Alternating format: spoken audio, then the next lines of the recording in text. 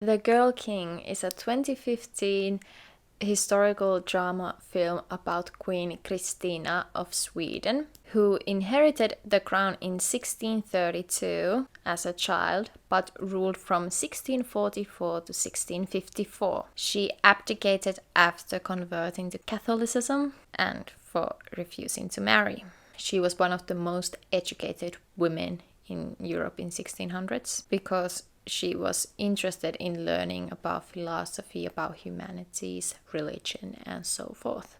While the movie has a subtle feminist messaging, Queen Christina was not really a feminist. She saw women being inferior to men.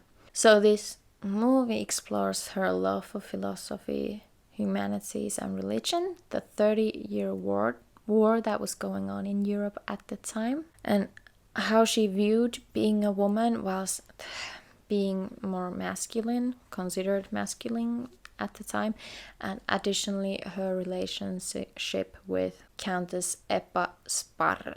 So Christina is played by Malin Buska and Ebba is played by Sarah Gadon. Hi, Jen here. And why I wanted to talk about this film is that it was an international production. Most of it was actually Finnish. So the movie was directed by Mika Kaurismäki, who I guess is one of the most notable Finnish directors here in Finland. The movie was written by Michel Marc-Bochard, and the movie had people from Sweden, Finland, Canada, Germany, and France. So I just thought it was so interesting that this movie is an international production, but it was mostly filmed in Finland, in a castle here in Finland.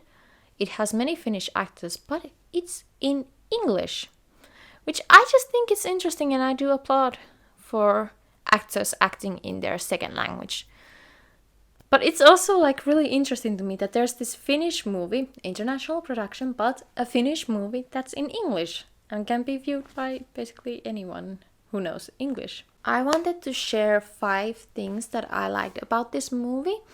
There will be minor spoilers, but additionally this is history, so it's like, can it be spoiled if it actually happened hundreds of years ago? Is it the greatest cinema? Well, I don't know. Maybe you can decide for yourself if you watch it after this video. Yeah, let's get into those things that I liked. So for number 1, I do like to have this story and depiction of a female leader who was not considered conventional, a conventional woman for the time. Like at the time, sword fighting, education, they were seen as masculine things, but like when you think of it now, obviously those aren't just meant for men. There is also that aspect of her not wanting to marry men and only being attracted to women, while also seeing women being inferior to men because that's what she has been taught. Christina is quite awkward, especially around Ebba, because she has a crush. She's also very rough and edgy at times as well. And then there's this complexity because she lost her father at a very young age. She was kind of raised to be a king whilst being a woman, like that kind of complexity. I think it's interesting, and I just think it's really important to hear the story of this kind of queen. I don't know if people outside of like the Nordic countries even know about this kind of leader being existing at the time. For number 2, I have the portrayal of the relationship with Ebba and Christina. While there isn't like, if I remember correctly, I read a book about Christina, there wasn't a detailed account of their relationship, but at the time it was also, historians have decided that they were lovers, that it wasn't just because oftentimes when it comes to LGBT historical figures, it's often they were really close friends. But at least in this case, historians have recognized that Ebba and Christina were lovers. I thought this portrayal was very interesting because there's that puppy love crush phase. There's the power dynamic between a queen and her lady in waiting. Then there's also these people talking about either condemning them or saying that, well, women's friendships, they're just different. They're just really close. Feels ridiculous to even say that. And there is also a heartbreak when Ebba then marries a man. Christina is devastated and it changes her completely. I don't think it's a perfect portrayal of a sapphic relationship. I think it's really important to have this kind of portrayal that is actually complex, that isn't just surface level.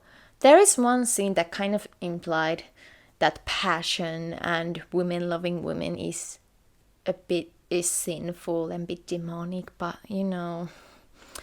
so were the times, I suppose. Number 3, what I liked about this movie was the scenes of whenever Christina would surprise the men around her. For example, the 30-year war is going, and she kind of goes against what all the men had decided on what to do next in the war. And I just thought it was interesting because they were at first like trying to convince her, like, are you sure about doing that? Like, are you really gonna do that?